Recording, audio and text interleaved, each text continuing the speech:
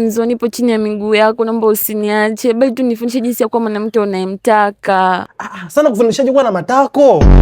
Yaani wewe mwanaume changia nimekupa haunijali tena, au ulishapata ulichokuwa unakitaka? Luka 22:7, baada ya chakula Yesu aliondoka. Babe, nimepatwa na shida. Usiseme sema tu. Mrembo, umepatwa na shida gani? Babe, tumeua mtu. Wewe na nani? Habari yako mwanaume. Kuna kitu nataka nithibitishe. Hivi ni kweli tumeachana? Ndio tumeachana, mpaka nikupe risiti. Kwa hiyo unakuona lini?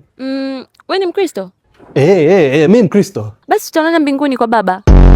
Babe, ingia WhatsApp, kuna kitu nimekutumia. Wewe ni mswaki mpya au?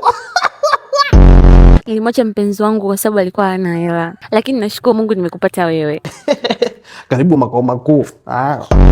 Nimeona umenitumia milioni 5. Asante na nakupenda sana. Sema ndio hivyo. Hauna nafasi kwenye moyo wangu. Niweke basi kichwani kwako maana najua hamna kitu.